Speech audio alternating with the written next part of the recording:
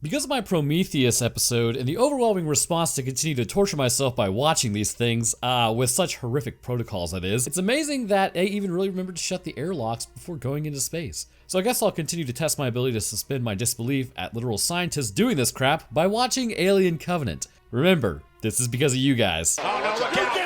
I just work here. So as humanity branched out amongst the stars in an effort to secure our own survival, it really is a problem that we must think about concerning our futures. All it would really take is an asteroid showing up at the wrong time, or even a gamma ray burst halfway across the galaxy hitting us directly on by basically pure chance. That would then just go on to sterilize all of Earth and with it humanity. So what's the plan? Well, we can either terraform the planets that we have in our solar system, possibly Venus would be a good candidate if we can get rid of the massive amount of carbon dioxide in the atmosphere, or even Mars may be a pretty good option if we can just get around the lack of magnetic field. Or we can break the bonds of the solar system and look elsewhere. In the events of Alien Covenant, that is exactly what humanity does. As a colony ship is sent out, a signal would be detected that the crew would then go on to investigate, but it would lead to almost everyone's demise and an issue for the colonists who will awaken later. But what exactly is different about this threat, and why do the aliens appear different from the typical playmate that humanity has had to tango with? Let's discuss that in today's episode over Alien Covenant. But first, this episode is sponsored by Factor. What is Factor? Well, if you've watched this channel for any amount of time, you'll know that these delicious meals are delivered fresh and never frozen. Best of all, they're delivered right to your doorstep. Eat stress-free this summer with Factor. With over 35 meals to choose from, including keto, calorie smart, vegan, veggie, or my personal favorite, which is the most Chad-like, double protein, because I actually enjoy building muscle at the gym, there's really something for everyone. Not to mention the over 60 choices to choose from of add-ons. Look, we all fall into the same trap, ordering takeout meals because it's super easy to do, and we all have lazy days where we just don't want to cook. These meals are typically unhealthy, and as a result, over time, our diet pretty much goes to crap and our energy levels start to go down as we start to feel sluggish. With Factor's ready-to-eat options that take just 2 minutes in the microwave, you can have a smart, healthy meal rather than some junk that's not good for you. So they approached me like 3 years ago at this point for just an integration, and I still haven't stopped eating them to this day. So if you want to make better choices concerning your food today, then head to factor75.com or click the link below and use code Roanoke50 to get 50% off your first Factor box and 20% off your next month of orders. That's code Roanoke50 at factor75.com to get 50% off your first box and 20% off your next month of orders. All right, let's get back to it. But as always, I want to thank you guys for watching. I have a gaming channel now. People are like, oh, you should probably call that one Roanoke Movies. You should shut up. Listen, Roanoke Gaming was because it was back in 2018. It doesn't matter. I don't think it's ever going to be explained properly. It's called Roanoke Games. Also join me on my Discord for movie nights, and I have new merch. So we kick off our story with blue eyes. Real eyes, real eyes, real eyes. Oh, wait a minute, wrong one. This is a story of David. He's the androidiest boy in town. We are in such a rich building. There's only a piano, a chair, and a painting, and everything is white. Wayland Yutani tells him to ambulate because it's a lot easier than just saying walk, as the android then asks if he's his son. Wayland tells him that yes, he is his son, as he says his name is David. David then walks over to the piano as Wayland requests him playing Wagner. David begins playing only hot cross buns over and over again. Might need to take that one back to formula. David then asks who created Wayland if he created him. Wayland does not agree that humans are just a mere biological chance. Wayland then requests the tea right next to him, which was basically meant for David to kind of question why he was doing that, as David did fail a test of finding out if he can discern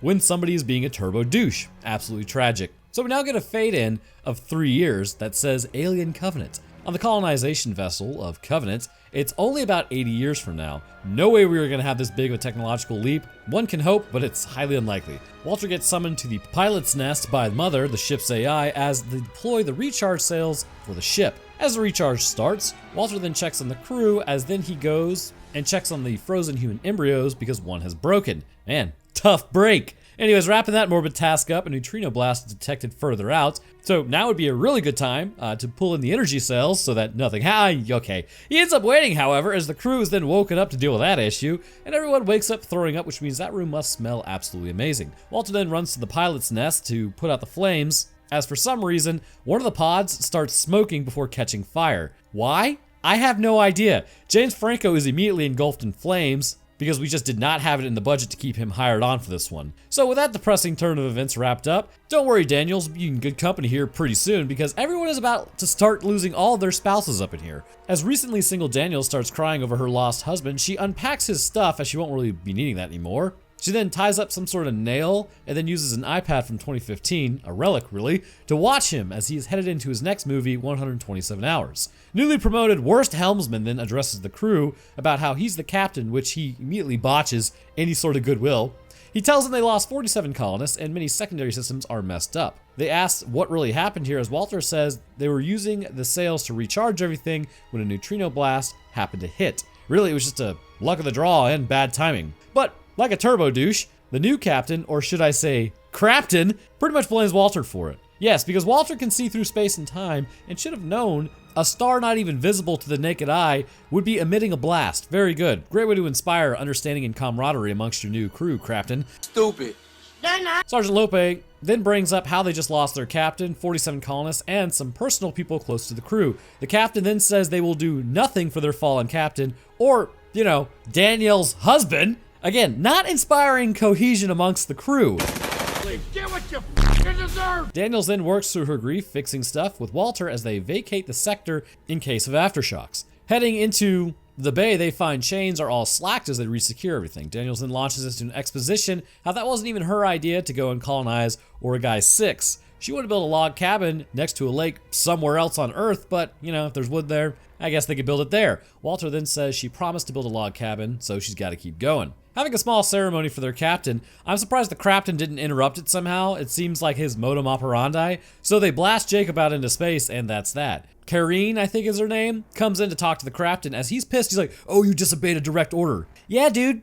Could it be because your order was stupid and makes absolutely zero sense? The company didn't trust you to run the mission, and this is pretty much why. You don't think like you're a human, you think like you're a tyrant. Karen's like, hey, you might need to chill out and remember that these people are going to be your neighbors. Now, just a little bit of back history on something. There was this guy, I can't really specifically remember his name. Okay, I went to look it up actually because this may be important because you really want to understand that even though we live in an enlightened time, such as today's day and age, you can't just do whatever you want. His name was Ken McElroy. Basically, he lived in Skidmore, Missouri, and what he did was just kind of bully the entire town, try to take people out, intimidated people, and eventually the whole town got together, and he was basically turned into Swiss cheese, and really nobody investigated it. The town was pretty much just glad to be rid of him. So I say this to you, Crafton, because you might want to consider that when you land on a planet with just a bunch of people who now officially hate you. Anyways, outside of the ship, they are checking the sails to kind of just retract them, and they sent the pilot for some reason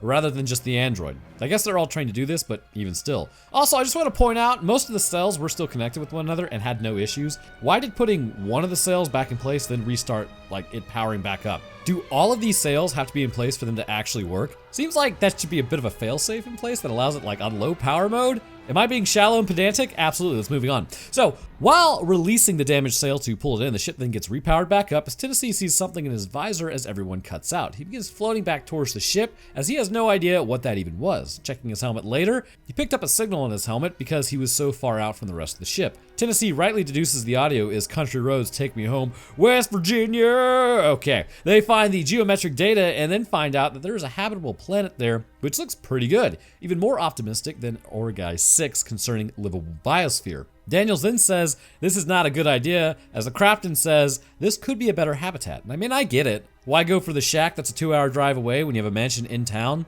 where you really want to be? Daniels then relays her worries, but even still, I think she may have needed to take a chill pill on this one. But also, the Crafton here then starts talking about how he's not just freeballing this, he's got ropes and safety points. Where? You have no idea what this planet is, how we missed it on the scans, why there were already human signals coming from it, and what the issue even is. In my professional opinion, as some random dude on the internet, I do believe you are white-knuckling this. Granted, nobody wants to go back to their sleeper pods for 7 years in case of another neutrino blast, but even still, you know nothing about the area. But okay, as long as we approach the planet correctly, conduct the scans, wear PPE like air scrubbers, suits, in case there's something horrible down there, then it should be relatively safe. Surely, we're going to do all that because we are actually intelligent individuals, all with degrees and a relatively good understanding of contamination via local life forms, right?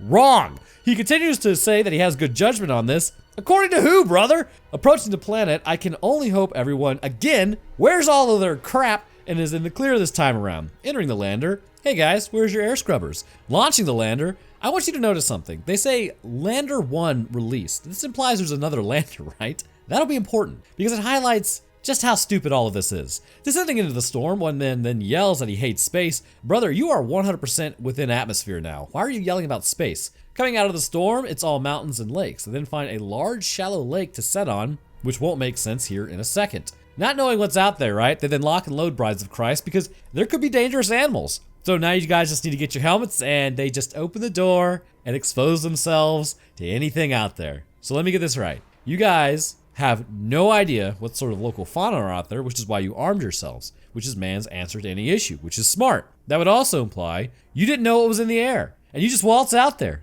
Like it's no big deal. But what of colonists? This would be something that like you orbit for several days testing the atmospheric composition, and then you send people to do ground tests on soils, air, water, looking for anything that could be reactive to human physiology. Just dropping in, raw dogging a planet is wild. That's like about as safe as barebacking a $5 hooker. So I'm gonna stop immediately here and explain in like excruciating detail as to why this is a horrible idea. Now, as we look at the biosphere here, it's not a question of if microbial life exists, but where and in what capacity it exists. And for life to start, as far as we know, life doesn't just immediately spring up as a multicellular organism. The reasoning for this is fairly clear. Becoming multicellular is an adaptation to a threat that banding together was more effective than remaining single-celled. According to the theory of evolution, as life on this planet developed, it would be single-celled and became a predator to one another. This would extrapolate outwards from there and actually permeates throughout all layers of life. For life to survive, it has to take resources from other forms of life.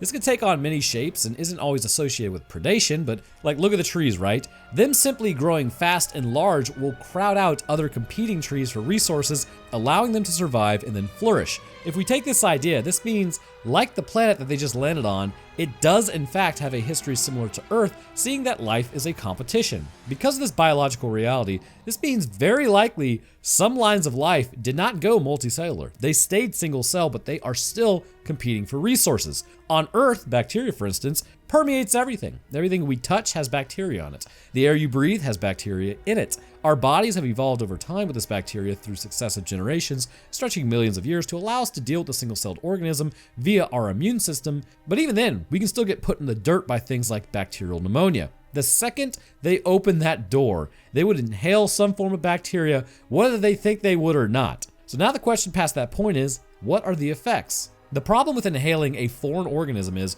you have no idea how to trip the body's defenses. The first and most immediate response would be inflammation once the immune system found it. We are talking inflamed bronchi, mucus buildup, asthma-like symptoms, basically more physical impediment than actual immunological. Now, the response may not be as aggressive as like full-on anaphylaxis, but it can still be pretty profound. From here, the question is, does this life produce cytotoxic material to defend itself when the immune system attacks, or is it just naturally cytotoxic in general? Or maybe could it trigger an allergen response? The problem is exposing the crew like this unduly would most definitely trigger some sort of reaction in somebody. But I can hear you now.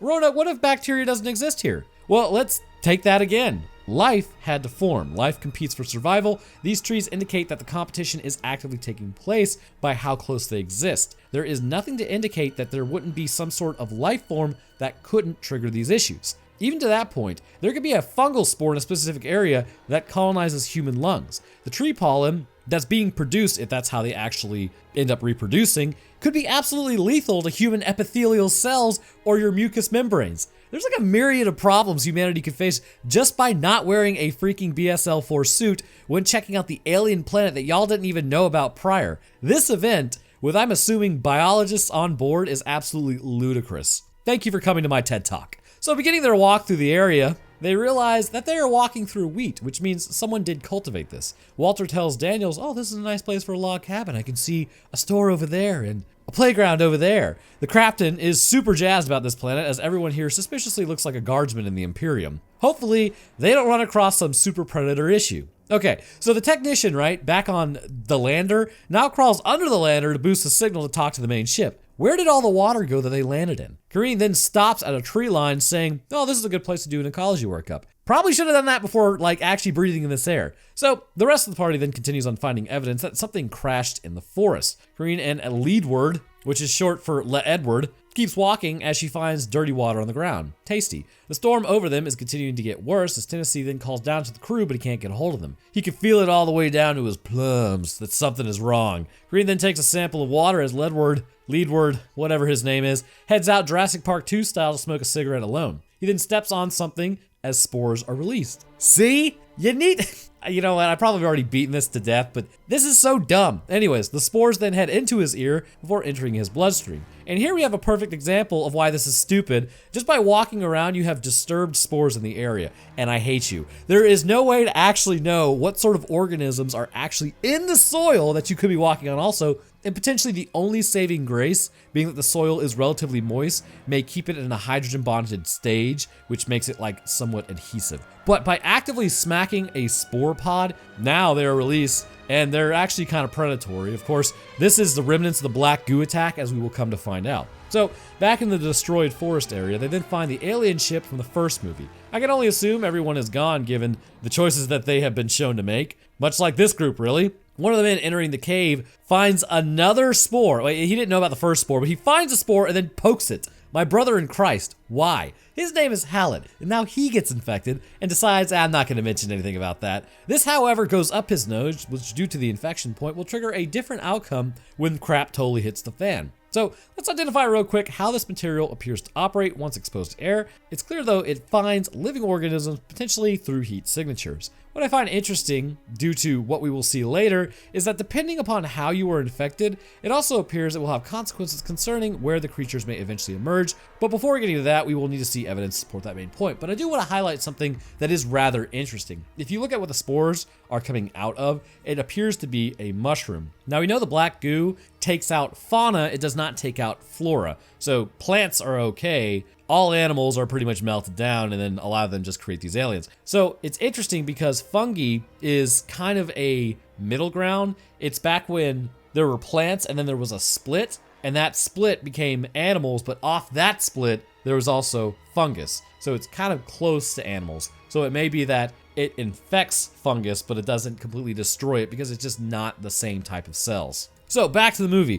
Ledward ain't looking so hot at this point, as clearly he's having an immunological response, which would basically be something that you should have assumed was gonna happen, breathing that air. Heading deeper into the ship, they then find the alien suits, remarking, wow, they were giants, as then they find Elizabeth's tags. Walter says she was chief science officer of the Prometheus, which went missing precisely 10 years ago. I don't know if it's like to the day, but 10 years ago. So how did her stuff get here? Well, probably a ton of bad choices. Let's find out. Searching the ship, they then find evidence of her stuff, as then they find the pilot's nest. It is Shaw singing to the ship to get it to activate. Meanwhile, Ledward and Karine are heading back as he doesn't really know what's wrong with himself as he keeps coughing. Green then calls back to the captain as she says they're heading back to the lander. They radio to the tech as they are all heading back with the rest of the group, as then Hallett falls down as well because he's kind of in a bad way. The tech then calls up to the ship as they don't know if they are quarantining somebody or not. Green and Ledward now approach the lander, which somehow isn't in the water anymore at all, as Ledward then falls and throws up blood on Karen.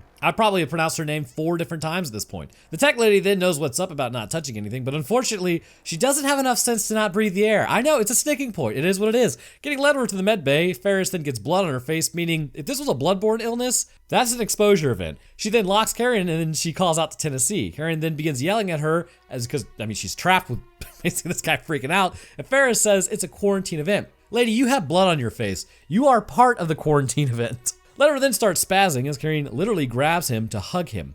No way. I'd be avoiding him like the plague. Also, so hey, let's talk about this containment for a second. What in the sweet name of all that is holy? All right, first off, blood getting puked on Karen, right? Exposure event to something that is unknown by anyone else. You have to assume there's something called standard procedure, which is you assume everybody is infected with everything at all times. You don't just assume, oh, you're probably good. So blood got on you, you're infected. Next, blood blasted from the wounds would obviously have contaminated Ferris. She panics and decides that even with the knowledge that she has of exposure events, that somehow she wasn't even exposed, either she's just kind of selfish. I don't understand how this is going this way. I mean, you guys were just boned the second you opened the door. But Carrion then takes the cake with this one. You see a man convulsing. Assuming at this point, due to the convulsions that he's having, this would likely indicate that there is severe spinal damage from the injury just sustained. The brain would be in a seizure-like state due to the spinal cord literally being torn apart. Basically, Thankfully for him, he is no longer conscious, and this is just a spasmodic event of the body.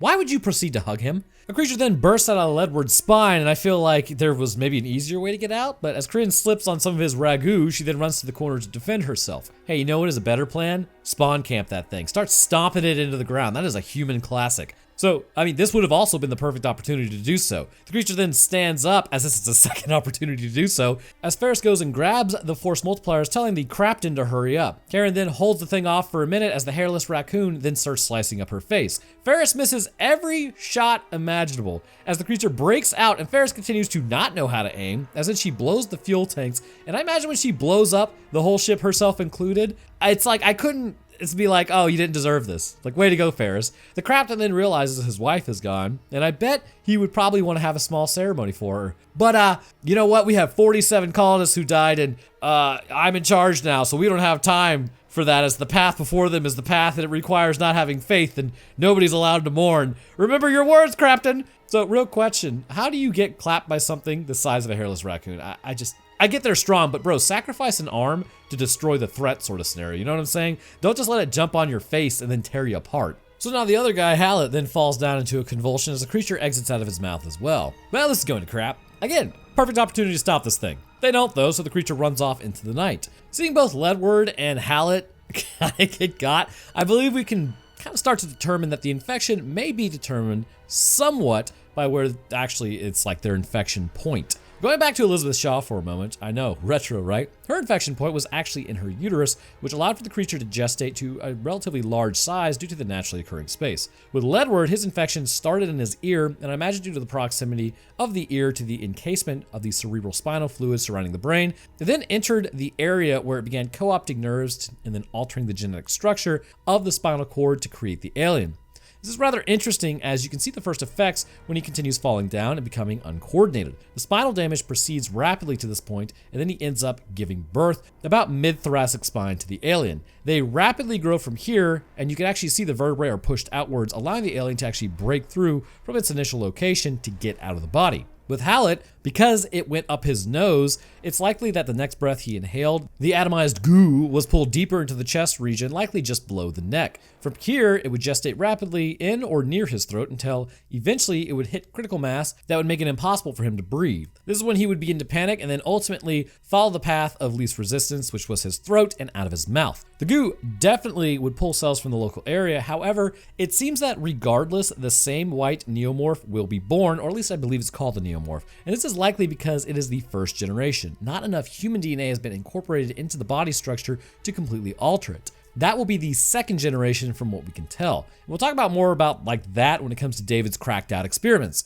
Tennessee says that they need to fly down there, but it's beyond the ship's tolerances of what it can handle. Tennessee then says his wife was scared and she's never been scared before. Daniels then calls out to the ship as the creature has grown considerably and they now have begun their attack. Walter loses his hand in the attack as another guy gets his mandible just straight knocked off. A few of the attacks continue as someone then fires a magnesium flare which runs off the aliens as they approach in a cloak. He then tells them to follow him Jurassic Park 3 style when Dr. Grant is saved, as then they head into the woods Jurassic Park 1 style to escape the creatures. Heading to a structure that's old dilapidated Jurassic Park 2 style, they find the bodies of what appear to be humans, but are not. They're desiccated and dried out. Heading to the central structure, they find faces carved as David reveals he is in fact David. He asks who's in charge as the Crapton then speaks up. David explains that 10 years ago they arrived, they were survivors of the Prometheus. The ship that they were on had a virus on it, and David and Shaw were stranded here. The Crapton then asks if they had been infected, as in the Crapton says they are a colonist ship, with David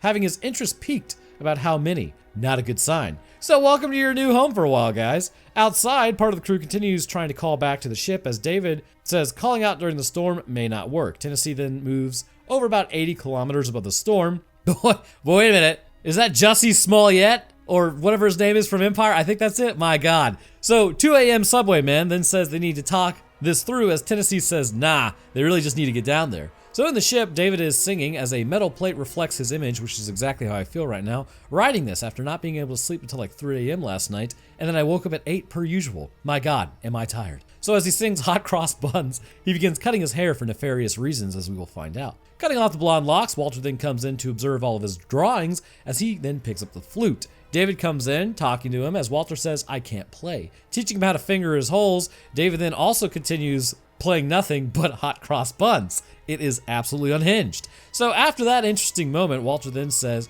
he knows who David is. He was too emotional, and so it made humans uncomfortable. David is then upset by this news, as he's like, well, you know, screw humans, right? They suck. But Walter says they were made more like machines in the next models, but there's been several upgrades. So back at the hangout point, the captain then tells Daniels that she was right about this place. I mean, y'all did literally just zero research on this area. You could have done anything else besides just let your little wild fantasies about what it was supposed to look like run amok. You know, you could have been professionals. So Daniels then basically tells him to hold it together. We're not mourning your wife. And over at the cliffs of Dover, David then brings Walter out as he starts quoting Percy Shelley, as we get a flashback to what David did. He showed up with the alien ship, which apparently the engineer civilians were super jazzed about to see. I'm not really sure why. As then he dashed all of their happiness pretty much immediately by dropping the goo on them. Having seen the attack David did as soon as he showed up, it was literally on sight. So A, it really doesn't make any sense considering we learned that he hates humans, not engineers, so why take them out? And 2,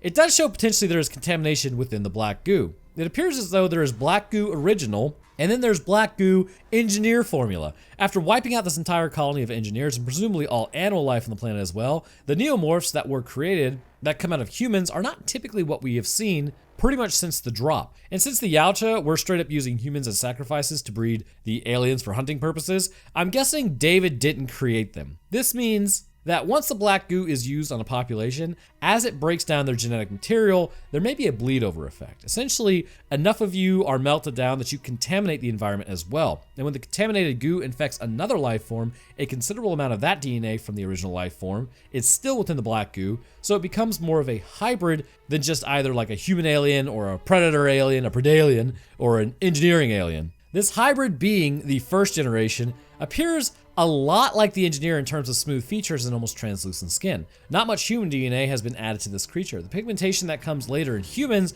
is because a lot of us actually have pigmentation, whereas the engineers appear almost to be albino. Basically, he wiped out the engineers on this planet, which, given they were going to do that to humanity with very little thought about it, I'm sort of not caring. Like, you were going to exterminate humanity, like get dunked on. This, however, did create an entire planet of aliens, which are now just running around. So snap back to reality, Walter then quotes another poem as they stand over, allegedly, Shaw's grave. Elizabeth followed her final stupid idea, which was to put David back together with his body. Hopefully nothing bad happened to her. Walter then says he sacrificed his hand for Daniels out of duty, not love. Meanwhile, the alien hybrid from earlier approaches the cliffs of Dover, smelling humans. As the other woman tends to her wounds in the drinking water, lovely, she hears the creature behind her. Turning around, well, her neck is getting necromorph bit through. Ouchies. She yells, but nobody hears her, as then Tennessee hangs out above the storm, looking pensively. So here we see an example of specifically what happens when the engineer DNA contaminates the black goo and is born of a human.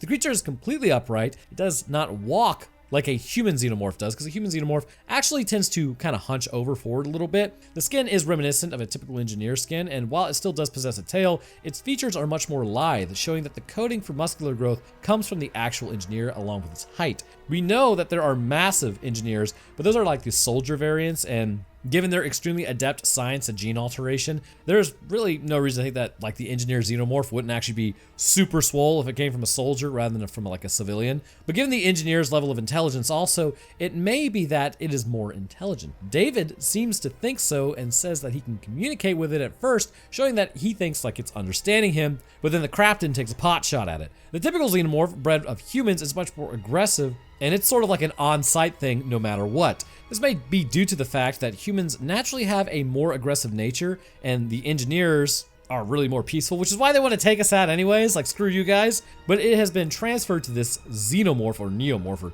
engineer xenomorph. It may be something that can be communicated with, but it's like a difference of intellect from humans to chimpanzees in terms of one versus the other. So what I do find odd though is the complete lack of eyes and the mouth that is almost entirely hidden by its skin. We see the engineers most definitely do have eyes, but it seems this creature does hunt by sound and smell rather than by sight. And when we see the actual vision of the alien later from a human, it kind of shows that maybe eyes are sort of an afterthought for this species, seeing as the eyesight is really actually not that acute. In fact, it's got a lot of problems, like the outside of it's like dark and there's a bunch of distortion within it. So as Tennessee is overhead, they're able to get through and then call out to him, and they say they need evacuation. Tennessee attempts to override Mother's safety protocols as another officer helps him override it. And this system is really stupid if you think about it. What if she's under duress? You could really just hijack a whole ship if you really felt like it with very little effort. So descending into the storm to help, we now jump back over to David's little shop of horrors. The captain then heads out to gather everyone up as David finds the hybrid alien eating the lady.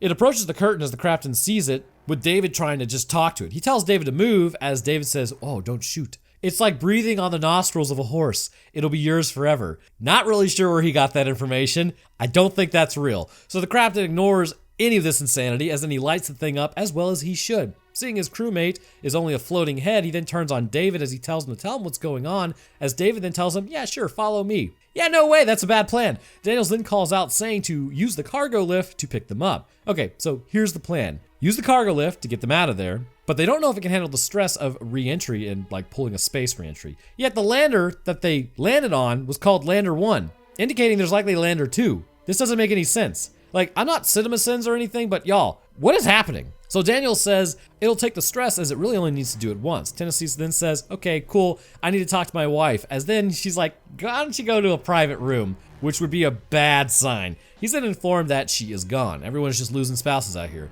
The man with the latest subway order in existence then turns off the camera as he doesn't want to watch that. Over at David's workshop, a lot of anatomical data is being collected. David was hybridizing these animals to create worse creatures. David then pulls the captain into a creepy basement. So pause here. You already do not trust this guy. You are alone. He pulls you into a basement with these creepy egg things and then tells you, "Oh, it's perfectly safe." Do you A, go with your gut instinct and walk away? B, call in backup just in case? C, get out of there after doming David, seeing that he created these things, and then you light him on fire? Or D, look directly into the egg, trusting that David is telling you the truth for no earthly reason, get a facehugger attached to your skull, roll around on the ground as an alien bursts out of your chest, and die. Well, looking directly into the egg, a facehugger jumps out, immediately infecting him, sealing his fate.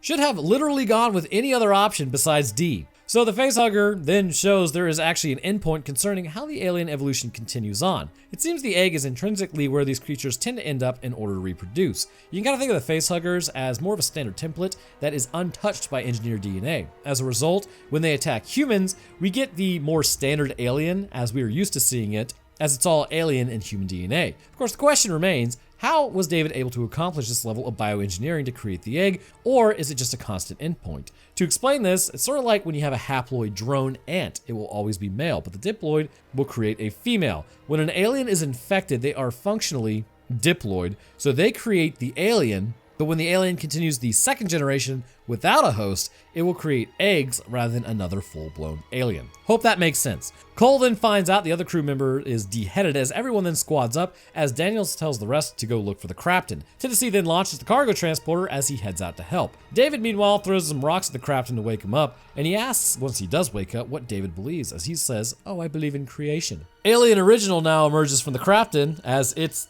the real type of alien that we all know. It mimics David as Walter then finds, well, Elizabeth, after putting David back together, did in fact not naturally succumb to infection. She was cut open. Ooh. See, in life, you only really get a handful of bad choices before it can result in your end. Some people aren't even that lucky. Sometimes they're just wrong place, wrong time. Elizabeth made several bad choices and kept making them all the way to the end. Stayed true to form, so it's not too crazy to see why this probably happened to her. Walter now goes and confronts David for deploying the pathogen, as David says humanity doesn't deserve to colonize as we are a dying species. Like, bro, shut up. Walter then calls David basically insane, which he is, saying once a note's off, it ruins the whole symphony. David says he created the perfect organism as David then kisses Walter for some reason as he stabs him in the neck with the flute. No more hot cross buns, I suppose. However, Walter's neck begins healing up pretty quickly. So while that's going on, the rest of the crew finds David's biology den as Daniels finds drawings of what he was creating and what happened to Shaw. The crew then find the facehugger eggs as the captain is also down bad. One of the facehuggers attacks Cole, I believe, as then he gets got, but his teammate then cuts it off. But the process is complete. The acid then burns his face, which typically, if it's burning your face and it's going towards gravity, just roll over so the gravity takes the acid away from your face. So the other team members then gets eaten by an alien original formula as David then finds Daniels using his colored pencils. It turns out into a giant fight as then she stabs him, but now he kisses her. This is a very odd android. However, Walter is back in action as he tosses David around like a baby in a dryer. Lope and Daniels now go to get out of there while Walter and David have a perfectly symmetrical fight. Going for the kill shot, Cain and Abel style, it then cuts away, leaving us confused as to what happened as Lope and Daniels get outside and leave Candy Mountain. Deploying the beacon, Tennessee then descends down as Walter exits out of the building as well. Alien Original now gives chase as they go to get out of there. Ascending, sort of, the alien just kind of like, is like, oh, okay, just latches on, as Daniels then heads out there to get it off the hull. Why not send the android to do it as well? Why her? You could tell this movie just, I don't know, it just does something to me. So as somehow the alien is able to resist crawling through engine exhaust, K, very unlikely, a fight then ensues as Daniel is tossed around like a man wearing banana pants in a gorilla enclosure as the alien keeps trying to break into the cockpit. Using the grab claw, they unbalance the cargo transporter as then she's able to crush the alien, as then they almost crash, but they're able to recover and retract the claw. Walter then brings Daniels inside, and what's really surprising is when she was hanging off the side, she didn't just get spun around a bunch like that one lady they tried life flighting out of the mountains a while back. Passed out, hopefully. Applying fake skin to Lope's face later, Daniels then goes and staples up Walter's face. He truly did his duty to help as we see the picture of the crew. So Tennessee heads into Daniel's room to talk to her, and it was very much a vibe of, so we're both single now, huh? Crazy. So they hug it out and cry because they actually both lost their spouses and they feel like crap as Walter sits in the cockpit. Daniels is awoken later that night though as she's told to report to the med bay. There's an unidentified life form on the ship.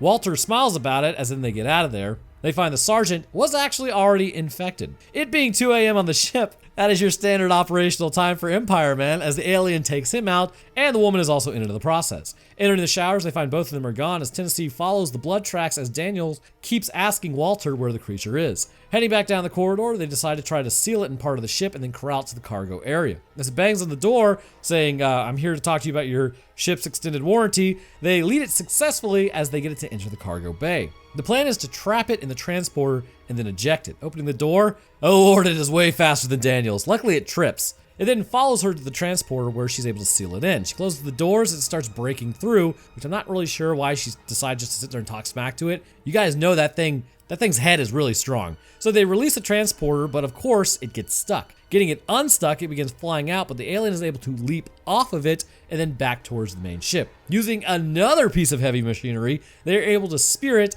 as it jumped, meaning that they have now lost two big pieces of machinery that they needed to help establish the colony. Well, I hope everyone brought a shovel for this project because you just went from completely mechanized building society to it's now all manpower. That's gonna suck. So as everyone goes to sleep now to kick off the original plan, Daniels then lays down in her pod to go to sleep. She asks Walter what it's going to be like. She asks if she still wants to build a cabin with her as he has no idea what she's talking about. She didn't realize this. Oh crap, it's actually David. So now we're all screwed. David then heads out as he asks Mother to play hot cross buns one last time in the PA system as he throws up some alien embryos alongside the human ones as his plan is once again to create another alien system, which I imagine will bring us into Alien Romulus. As he walks through the colonists, all I can think of is this guy has some huge shoes. Walter allegedly then signs off saying only Daniels and Tennessee survived, and thus concludes Alien Covenant and the continuation of horrible decision-making skills of anyone who's ever been to space ever. But anyhow, I want to thank you guys for watching. If you enjoyed, leaving a like would be great of you, and subscribing is a great way to stay up to date when I post. I'm fairly certain lore-wise, how I have presented it as such is correct, but obviously there is a lot of lore to Alien and the Alien franchise, and even just reading through the comments in the last one, there's like, it's like, well, if you read the X-Men comic from 1987, there was one panel there that showed the alien to this. It's like, oh my god. Like, collectively, the amount of human minds that watch this channel would make this absolutely insane of a video, but I'm just one person. I'm just one human brain. So I just hope you guys enjoyed the ride as well, as we've kind of burned out the science and what this movie can do, like with the Prometheus episode. But anyhow, I'll drop my Twitter, Discord, Patreon, and Roanoke Games channel link. And there's also a new episode on Roanoke Tales now. But anyhow, I'd like to thank my patrons real quick. First, I'd like to thank our astrophysicist, Death Dancer, and Feather. Thank you very much, guys. Next, I'd like to thank our scientists, Dakota23, Invictus Echo, Lucian Dragon, Metric System, Scoot Boo, and Virix Hellstrom. Thank you guys as well. And to the rest of my patrons, I do appreciate y'all's continued support, and I love you. It's going full parasocial. All right, so that's gonna do it for me. I hope everyone enjoyed, and I'll see y'all in the next one.